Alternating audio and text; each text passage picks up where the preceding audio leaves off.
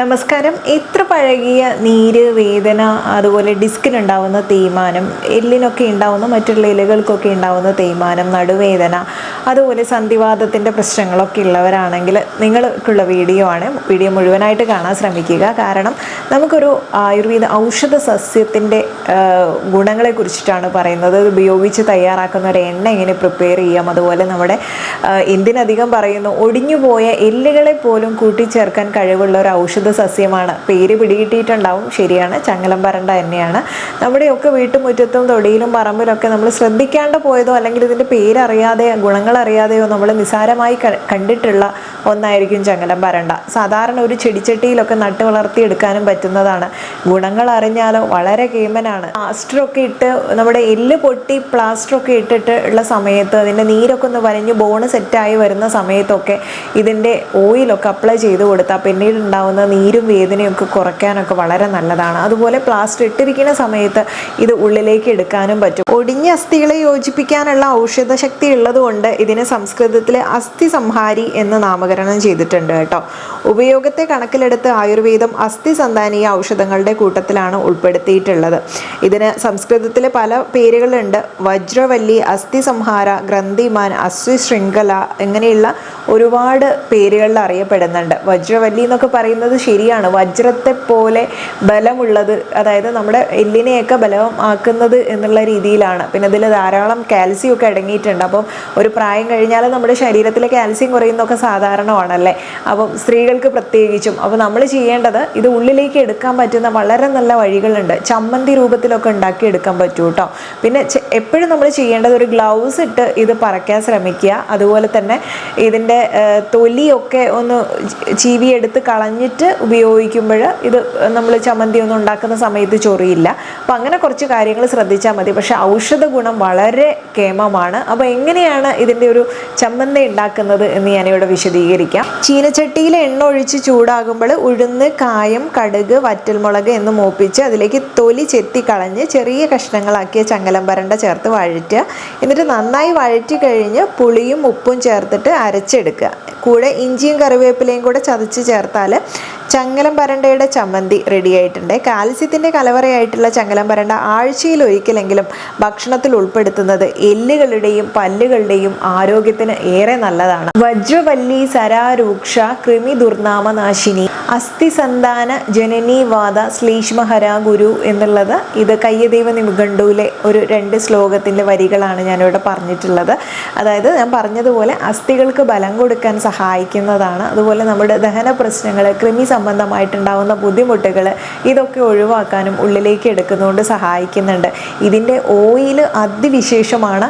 ഈ ഓയിലിൽ തന്നെ നമ്മൾ ചെന്നിനായകം കൂടെ ചേർത്തിട്ട് ഓയിൽ തയ്യാറാക്കിയാൽ അതിലേറെ കേമമാണ്. അപ്പം ഇതിൻ്റെ ഓയിൽ തയ്യാറാക്കാനായാലും ഒരു 400 ml നല്ലെണ്ണയിലാണ് എപ്പോഴും ഉണ്ടാക്കിയെടുക്കാറുള്ളത്. അപ്പം നല്ലെണ്ണ എടുക്കാം. അതുപോലെ ഇത് ചെറുതായിട്ട് അരിഞ്ഞ് ക്ലീനാക്കി വെച്ചതും കൂടെ ചതച്ച് അതിൻ്റെ നീരും സെയിം ക്വാണ്ടിറ്റിയിൽ, എണ്ണ എത്രയാണോ എടുത്ത് അതേ അളവിൽ നീരും എടുക്കണം. എന്നിട്ട് ഇതിൻ്റെ കൽക്കം, നമ്മളിത് ഇടിച്ച് പിഴിഞ്ഞെടുത്തതിന് ശേഷം ഉണ്ടാകുന്ന ആ ഒരു പാർട്ട് ഉണ്ടല്ലോ, അതിനാണ് കൽക്കം എന്ന് പറയുന്നത്. അതും നമുക്കിതിലിട്ടിട്ട് വഴറ്റി എടുക്കണം. അത് നോക്കിയിട്ടാണ് നമ്മൾ പാകം മനസ്സിലാക്കുന്നത്. അപ്പോൾ ഇത് ചെന്നിനായകം കൂടെ ചേർക്കുകയാണെങ്കിലും ആദ്യം തന്നെ ചെന്നിനായകം ചേർത്ത് അതിൻ്റെ ഗുണങ്ങളൊക്കെ എണ്ണയിലേക്ക് ഇറങ്ങുന്ന രീതിയിൽ ആദ്യം ചേർക്കണം. നന്നായിട്ട് തിളപ്പിച്ച് അതൊരു എന്നുവെച്ചാൽ വലിയ ചൂടിലല്ല, ഒരു മീഡിയം നേരിയ ചൂടിൽ വേണം എപ്പോഴും ഇത് റെഡിയാക്കി എടുക്കാൻ വേണ്ടിയിട്ട് എണ്ണ. കുറച്ച് സമയത്തിന് ശേഷം ചെളിഭാഗം കഴിഞ്ഞ്, നമ്മളൊക്കെ സാധാരണ എണ്ണ കാച്ചുന്നവരാണ്, അറിയായിരിക്കും, ചെളിഭാഗം കഴിഞ്ഞ് ആ ഒരു മണൽ പരുവത്തിലേക്ക് എത്തുന്ന സമയത്ത് നമുക്കിതിനെ എണ്ണ എടുത്ത് മാറ്റാവുന്നതാണ്. ഈ എണ്ണ തന്നെ നമുക്ക് ശരീരത്തിലുണ്ടാവുന്ന ഇത്തരം പ്രശ്നങ്ങൾക്ക്, ഒടിവോ ചതവോ ഒക്കെ പറ്റിയിട്ടുണ്ടെങ്കിൽ അവിടെ അപ്ലൈ ചെയ്യാനും അല്ലെങ്കിൽ സന്ധികളിൽ ഉണ്ടാവുന്ന വേദന, നീര് കുറയ്ക്കാനും ഒക്കെ നിങ്ങൾക്ക് അപ്ലൈ ചെയ്യാൻ പറ്റുന്നതാണ്. ഇനി ഇതുപോലെ എല്ലൊടിഞ്ഞിട്ടൊക്കെ ഉള്ളവർ പ്ലാസ്റ്ററൊക്കെ ഇട്ടിട്ടുണ്ടെങ്കിൽ അത് മാറ്റിയ ഉടനെ നിങ്ങൾക്ക് ഈ ഒരു എണ്ണയെ ഉപയോഗിക്കാൻ പറ്റും കേട്ടോ. രക്തസ്തംഭനമായിട്ടുള്ള ഒരു ആക്ഷൻ ഉണ്ട്. അതുപോലെ ദീപനപാചനമായിട്ടുള്ളതാണ്. ആർത്തവ ക്രമക്കേടുകൾ പരിഹരിക്കാൻ നല്ലതാണ്. അതുപോലെ അസ്ഥി സന്താനീയ ഗുണം, അതായത് ഒടിഞ്ഞ അസ്ഥികളെ കൂട്ടിച്ചേർക്കാൻ സഹായിക്കുന്നതാണ്. കഫം, വാതം എന്നിവ ശമിപ്പിക്കാനും കൂടെ ഉപയോഗിക്കുന്നുണ്ട്. ചങ്ങലം പരണ്ടയുടെ വള്ളിയും ഇലയും പച്ചയ്ക്ക് ഇടിച്ചു പിഴിഞ്ഞ നീര് 1/2 ഔൺസ് അത്രയും തന്നെ തേനും ചേർത്ത് ദിവസം 2 നേരം വീതം 1-2 ദിവസം കുടിച്ചാൽ ക്രമം തെറ്റിയ ആർത്തവം ക്രമപ്പെടുത്താൻ സഹായകരമായിട്ടുള്ളതാണ്. ശ്രദ്ധിക്കുക, ചിലർക്ക് നല്ല ചൊറിച്ചിലുണ്ടാക്കും. അതുകൊണ്ട് ഇങ്ങനെ നമ്മൾ ഫ്രഷ് ജ്യൂസ് കഴിക്കാൻ പറയാറുണ്ടെങ്കിലും അതൊന്ന് വാട്ടി പിഴിഞ്ഞെടുത്തിട്ടൊക്കെ എടുക്കുകയാണെങ്കിൽ അതിൻ്റെ ചൊറിച്ചിൽ കളയാൻ വേണ്ടി പറ്റും. അമിതമായ ആർത്തവ സ്രാവത്തിൽ ചങ്ങലം പരണ്ട ഇടിച്ചു പിഴിഞ്ഞെടുത്ത സ്വരസത്തിൽ ചന്ദനം, നെയ്യ്, തേന് ഇവ ചേർത്ത് കഴിക്കുന്നത് അത്യുത്തമമാണ്. പക്ഷെ നെയ്യും തേനും സമം എടുക്കരുത്, അത് ദോഷം ചെയ്യും. ഒടിവും ചതവുമുള്ള ഭാഗത്ത് ഇതിൻ്റെ തണ്ട് അല്ലെങ്കിൽ ആ ഒരു വള്ളി പതിവായി വെച്ച് കെട്ടുന്നത് നല്ലതാണ്. ഇതും തന്നെ ഒന്ന് വാട്ടിയിട്ട് വെച്ച് കെട്ടുന്നതാണ് നല്ലത്.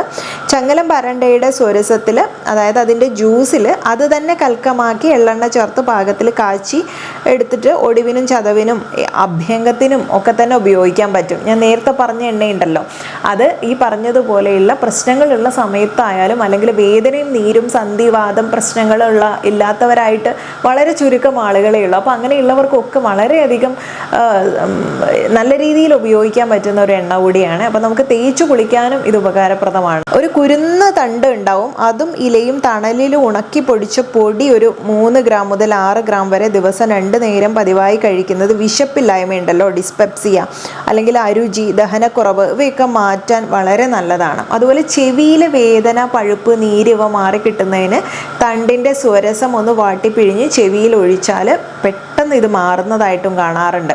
അതുപോലെ ചങ്ങലം പരണ്ട തന്നെ ചതച്ചരച്ച് അതിൽ ഉഴുന്നരച്ച് ചേർത്ത് വട ഉണ്ടാക്കി കഴിച്ചാൽ സന്ധിവാദം, സ്നായുവാദം ഇവയൊക്കെ ശമിപ്പിക്കും എന്നും പറയപ്പെടുന്നുണ്ട്. ഇത് അർശ്വസ്, വാതരക്തം എന്നീ രോഗങ്ങളിലും വളരെ കേമമായിട്ട് ഉപയോഗിച്ചു വരുന്നുണ്ട്. അപ്പം ഇങ്ങനെ ഒരുപാടേറെ ആരോഗ്യ ഗുണങ്ങൾ അടങ്ങിയിട്ടുള്ള ഒന്നാണ് ചങ്ങലം പരണ്ട എന്നുള്ളത്.